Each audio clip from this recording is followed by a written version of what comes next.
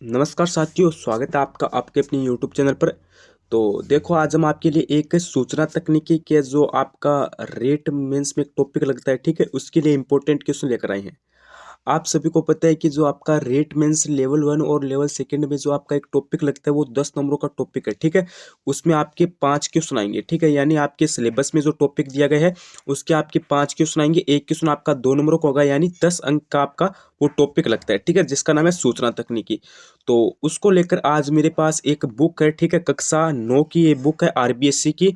और ये आपकी जो बुक है इसमें 100 एमसीक्यू यानी वस्तुनिष्ठ प्रश्न आपकी दिए गए हैं, ठीक है। तो वो वस्तुनिष्ठ प्रश्न मैं आपको आज इस वीडियो में यानी इस क्लास में बताने वाला हूँ। और इस जो आपकी ये क्लास है ये 20 मिनट के आसपास की होगी, ठीक है। इस 20 मिनट की क्लास में आपको जो 100 क्वेश्चन है वो बताए जाएंगे, और उन 100 क्वेश्चन में से आपके जो 5 क्वेश्चन है ना, जो आपके रेट मेंस के एग्जाम में आएंगे ना, वो के वही आपके इन 100 में से आ जाएंगे। तो आप सभी को पता है, वैसे ये छोटा सा टॉपिक है, लेकिन ये जो टॉपिक है, अगर आपको इसको पढ़ लेते हो ना, अगर आप इस टॉपिक को पढ़ लेते हो ना सूचना तकनीकी के, तो आपके 10 नंबर एकदम पूरे पक्के हो जाएंगे, ठीक है। 10 नंबर आपके एकदम कन्फर्म आ जाएंगे, एक भी नंबर आपका कटेगा नहीं, ठीक है। तो चलिए आज के से जो क्लास है इसको स्टार्ट कर लेते हैं, देखते हैं कि कौन कौन से 100 क्वेश्चन है। अगर आप चैनल पर पहली बार विजिट करो तो चैनल को सब्सक्राइब कर देना और नोटिफिकेशन बेल को ऑन कर देना, ठीक है। और अगर आपको इस क्लास की पीडीएफ चाहिए, अगर इस बुक की अगर आपको पीडीएफ चाहिए, तो आप हमारे टेलीग्राम चैनल है उसे ज्वाइन कर लेना, उसकी लिंक आपकी डिस्क्रिप्शन के अंदर दी गई है। तो चलिए आज की इस क्लास को स्टार्ट कर लेते हैं।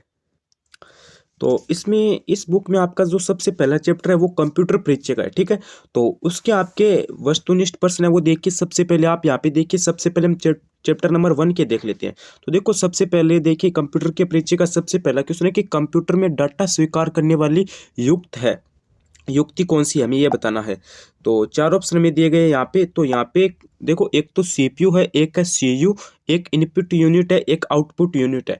तो इसमें हमारा सी ऑप्शन हो जाएगा, यानी इनपुट यूनिट होगी, ठीक है। कंप्यूटर में डाटा स्वीकार करने वाली युक्ति कौन सी है? Input unit.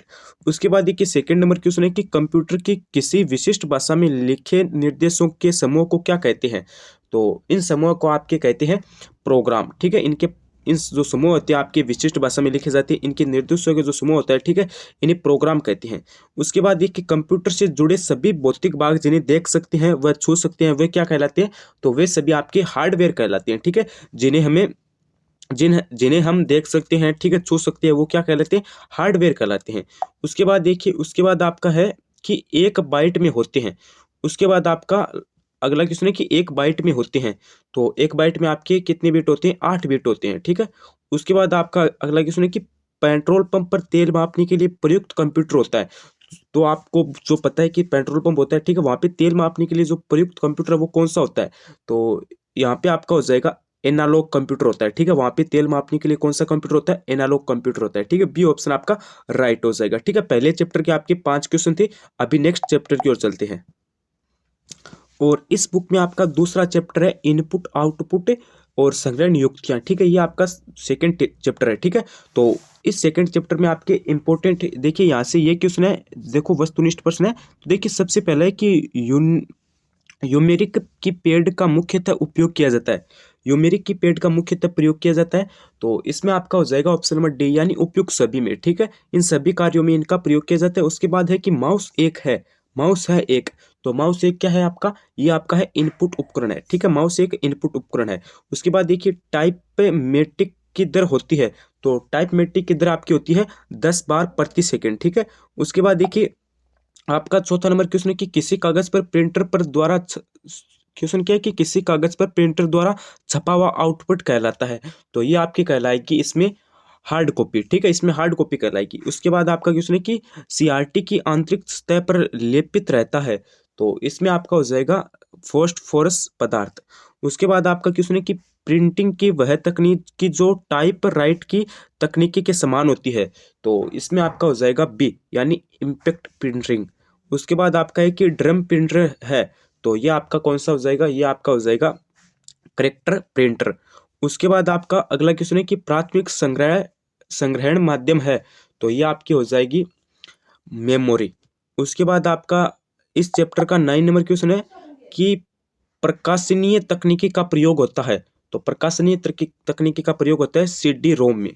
उसके बाद आपका अगला क्वेश्चन है कि माइक्रो फ्लॉपी की सामान्यतः संग्रहण क्षमता होती है, तो इनकी जो संग्रहण क्षमता है वो होती है 1.44 MB, ठीक है, 1.44 MB हो जाएगी यहाँ पे, ठीक है।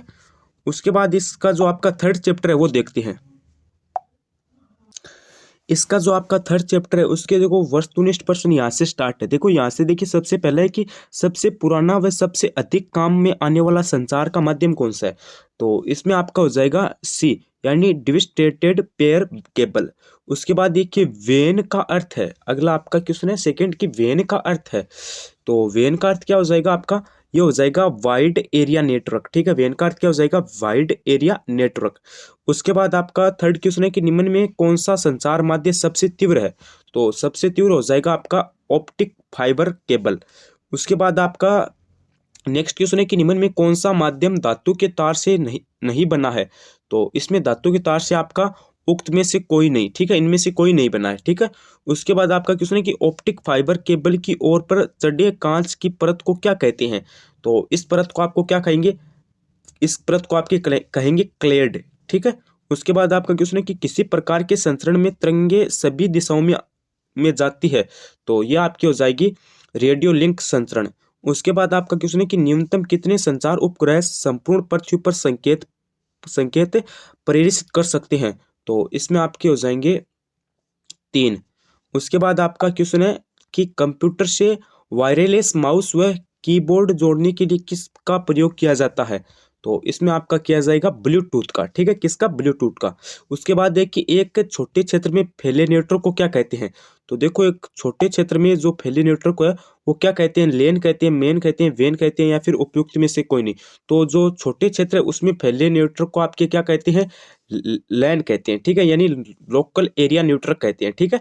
यहाँ पे आपका ऑप्शन नंबर ए हो जाएगा। उसके बाद देखिए इसका जो आपका थर्ड चैप्टर है इसका लास्ट क्वेश्चन देखिए, इनमें कौन सा संचरण माध्यम है, कौन सा संचरण माध्यम है, तो इसमें आपका हो जाएगा हब, ठीक है, कौन सा है, हब है। उसके बाद देखिए हम चौथे चैप्टर की ओर चलते हैं। तो यहाँ से आपके चौथे चैप्टर के क्वेश्चन स्टार्ट है कि नेटवर्कों का नेटवर्क कहलाता है, हमें बताना है कि नेटवर्कों का जो नेटवर्क है वो क्या कहलाता है, लेन, मेन, वेन या फिर इंटरनेट, तो इसमें आपका हो जाएगा इंटरनेट। उसके बाद देखिए इंटरनेट के लिए मानक तय करने वाला समूह कहलाता है, तो मानक तय करने वाला समूह कहलाएगा आपका W3C। उसके बाद है कि सर्वप्रथम स्थापित किए गए इंटरनेट नेटवर्क का नाम क्या था, तो इसका नाम था आपका यहाँ पे आपका ये नाम है, ठीक है। और उसके बाद देखिए यहाँ पे आपका क्वेश्चन है कि वाईफाई हॉटस्पॉट वाले स्थान है, तो शिक्षण संस्थाएं हैं, होटल है, एयरपोर्ट है, या फिर उपयुक्त सभी, तो इसमें आपका हो जाएगा उपयुक्त सभी, ठीक है। वाईफाई हॉटस्पॉट वाले संस्थान है वो शिक्षण संस्थान भी है, होटल भी है और एयरपोर्ट भी है, ठीक है, ये सभी स्थान वाईफाई हॉटस्पॉट वाले हैं, ठीक है। उसके बाद है कि कंप्यूटर पर इंटरनेट से सूचना पहुंचाने वाले सॉफ्टवेयर का नाम क्या है, तो इस सॉफ्टवेयर का नाम है आपका ब्राउजर है। उसके बाद आपका है कि निम्न में कौन सा उदाहरण ब्राउजर का नहीं है, तो इसमें आपका हो जाएगा सी, यानी फेसबुक, ठीक है, फेसबुक ब्राउजर का उदाहरण नहीं है। उसके बाद आपका नेक्स्ट क्वेश्चन है कि डॉट कॉम से तात्पर्य है, डॉट कॉम से तात्पर्य क्या है, तो डॉट कॉम से आपका क्या तात्पर्य है, तो इसमें आपका हो जाएगा व्यावसायिक संस्था, ठीक है। उसके बाद आपका क्वेश्चन है कि वर्ल्ड वाइड वेब की फेसबुक किसे कहते हैं, तो इसमें आपका हो जाएगा ऑप्शन नंबर बी, यानी डोमेन नेम सिस्टम को। उसके बाद आपका अगला क्वेश्चन है कि विद्यालय के लिए मुफ्त में व्यापन मुक्त खोज की सुविधा प्रदान करने वाला सर्च इंजन कौन सा है, तो इसमें आपका हो जाएगा सी, यानी बिंग। उसके बाद आपका अगला क्वेश्चन है कि सर्वाधिक काम में ली जाने वाली इंटरनेट सेवा कौन सी है, तो सर्वाधिक काम में ली जाने वाली इंटरनेट सेवा आपको पता है ईमेल है, ठीक है, ईमेल संदेश भेजना, ठीक है। उसके बाद आपका पांचवा चैप्टर देखते हैं, उसके जो वस्तुनिष्ठ प्रश्न है वो देखते हैं। तो यहाँ पे आपके पांचवें चैप्टर के जो वस्तुनिष्ठ प्रश्न है वो आ गए हैं। यहाँ पे देखिए विंडोज में किसी फाइल को डिलीट करने पर वह फाइल कहाँ पर जाती है, तो वह फाइल है आपकी वो रिसाइकल बिन में चली जाती है, ठीक है। जब कोई भी फाइल को डिलीट करते हैं हम विंडोज में तो वह जो फाइल है वो रिसाइकल बिन में चली जाती है। उसके बाद आपका क्वेश्चन है कि MS पेंट की फाइल का वास्तविक नाम क्या होता है, तो इसका वास्तविक नाम आपका होता है BMP। उसके बाद आपका क्वेश्चन है कि निम्न में से पॉइंटिंग डिवाइस कौन सा है, निम्न में से पॉइंटिंग डिवाइस कौन सा है, तो इसमें आपका हो जाएगा ऑप्शन नंबर बी, यानी माउस। उसके बाद आपका क्वेश्चन है कि विंडोज एक्सप्लोरर से जानकारी प्राप्त होती है। तो हमें इससे क्या जानकारी प्राप्त होती है, फाइलों व फोल्डरों की जानकारी प्राप्त होती है। उसके बाद क्वेश्चन है कि विंडो की किस बार में फाइल विकल्प होता है, तो विंडो के मेन्यू बार में होता है। उसके बाद आपका क्वेश्चन है कि विंडो की सबसे ऊपर वाली बार में कितने बटन होते हैं, तो सबसे ऊपर वाली जो बार होती है उसमें आपके कितने बटन होते हैं, तो उसमें आपके 3 बटन होते हैं, ठीक है, 3 बटन। उसके बाद आपका क्वेश्चन है कि कंप्यूटर को बंद करने के लिए जो बंद करने की जो प्रक्रिया है वो क्या कहलाएगी, तो वो शटडाउन कहलाएगी, ठीक है। कंप्यूटर को बंद करने की जो क्रिया है वो शटडाउन कहलाएगी, और कंप्यूटर को स्टार्ट करने की जो प्रक्रिया है वो रीस्टार्ट कहलाएगी, ठीक है। और उसके बाद आपका अगला क्वेश्चन है कि निम्न में से जो आपका GUI पर आधारित ऑपरेटिंग सिस्टम है वो कौन सा है, तो इसमें आपका हो जाएगा डी, यानी बै व से दोनों है, ठीक है। क्या है, बै व से दोनों है। अब अगले चैप्टर के क्वेश्चन की ओर चलते हैं। तो यहाँ पे हमारे 6 नंबर चैप्टर के जो वस्तुनिष्ठ प्रश्न है वो आ गए हैं। तो यहाँ पे देखिए सबसे पहला क्वेश्चन है कि निम्न में कौन सा वर्ड प्रोसेसर है, तो इसमें आपका हो जाएगा उपयुक्त सभी, ठीक है, ये सभी है, ये वर्ड प्रोसेसर है। उसके बाद आपका क्वेश्चन है कि वर्ड प्रोसेसर से कर सकते हैं, वर्ड प्रोसेसर से हम क्या कर सकते हैं, तो इसमें हमारा हो जाएगा उपयुक्त सभी, यानी अक्षरों के आकार का छोटा बड़ा कर सकते हैं, पेज में हेडर फुटर डाल सकते हैं, ठीक है, और शब्दों की स्पेलिंग की जांच कर सकते हैं, उपयुक्त सभी। यानी हेडर फुटर आप समझ गए होंगे, हेडर फुटर आप जानते होंगे, जो हेडर फुटर है वो जो पेज होता है, ठीक है, जो हमें ऊपर नीचे जो हम जो लिखते हैं ना, टॉपिक लिखते हैं, उन्हें हेडर फुटर कहते हैं, ठीक है, कंप्यूटर में। उसके बाद देखिए अगला आपका क्वेश्चन है कि रूलर काम आती है, रूलर रूलर आपकी है वो किस काम आती है, पेज का मार्जिन निश्चित करने के लिए काम आती है, ठीक है। उसके बाद क्वेश्चन है कि हेडर के लिए स्थान होता है, तो हेडर के लिए स्थान आपको बताना है कौन सा होता है, तो हेडर के लिए आपका स्थान होता है पेज के ऊपरी हिस्से में, ठीक है। हेडर है वो आपको पता है, मैंने बताया था ना कि पेज, एक पेज होता है ना, उसके ऊपर नीचे होता है ना हेडर फुटर, तो हेडर तो आपका ऊपर आ जाता है, ठीक है, जो और आपका जो फुटर है ना वो नीचे आ जाता है, ठीक है। उसके बाद आपका क्वेश्चन है कि पेज की आकृति हो सकती है, पोर्ट्रेट हो सकती है, लैंडस्केप हो सकती है, या फिर उपयुक्त दोनों, या फिर उपयुक्त में से कोई नहीं। तो देखो पेज की जो आकृति है वो पोर्ट्रेट भी हो सकती है, लैंडस्केप भी हो सकती है, ठीक है। अब आपको पता है पोर्ट्रेट किस हिसाब से होती है, वो तो इस हिसाब से होती है, ठीक है, और आपकी जो लैंडस्केप है वो होती है आपकी इस हिसाब से, ठीक है। तो ये जो आकृति है ये दोनों ही हो सकती है। उसके बाद आपका क्वेश्चन है कि चित्रात्मक प्रस्तुतिकरण हेतु उपयोगी है, तो चित्रात्मक प्रस्तुतिकरण हेतु क्या उपयोगी है, तो उसके लिए आपके उपयोगी है पावर पॉइंट, ठीक है, उसके लिए क्या उपयोगी है, पावर पॉइंट। उसके बाद आपका अगला क्वेश्चन है कि स्लाइड लेआउट मुख्यतः कितने प्रकार के होते हैं, तो स्लाइड लेआउट मुख्यतः कितने प्रकार के होंगे, तो ये आपके होंगे, ऑप्शन नंबर यहाँ पे आपका बी हो जाएगा, यानी 8 प्रकार के होंगे, ठीक है। उसके बाद आपका अगला क्वेश्चन है कि पूर्व संधारित प्रस्तुतिकरण की सहायता से प्रस्तुतिकरण तैयार करने हेतु निर्देश हैं, तो इसमें आपका हो जाएगा बी, यानी टेम्पलेट। उसके बाद आपका क्वेश्चन है कि प्रस्तुतिकरण, एक सेकेंड, हाँ अभी देखिए थोड़ा सा यहाँ पे गड़बड़ हो गया था, मतलब टेक्निकल कारणों की वजह से पेज बदल गए थे, ठीक है।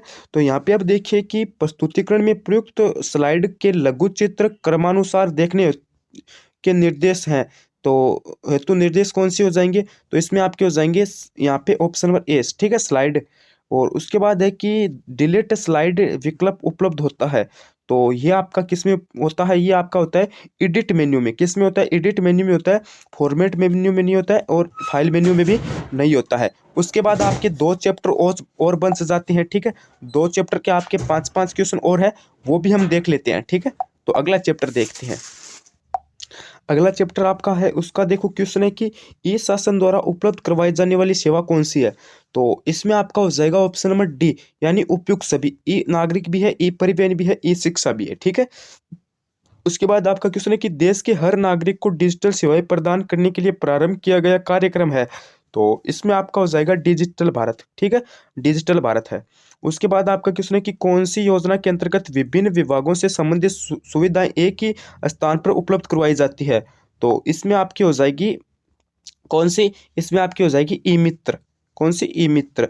उसके बाद आपका क्वेश्चन है कि उत्पादक तथा क्रेता के मध्य मध्यस्थों की श्रृंखला छोटी करने का कार्य करता है, तो इसमें आपका हो जाएगा डी, यानी ई वाणिज्य। उसके बाद आपका क्वेश्चन है कि कौन सा साधन ई लर्निंग में प्रयुक्त नहीं होता है, तो इसमें आपका हो जाएगा ऑप्शन नंबर बी, यानी पुस्तकें। उसके बाद हम जो आपका लास्ट चैप्टर है, ठीक है, उसके जो 5 इंपॉर्टेंट क्वेश्चन है वो देख लेते हैं। तो यहाँ पे देखिए हमारे लास्ट 5 क्वेश्चन है, जो लास्ट चैप्टर है उसके।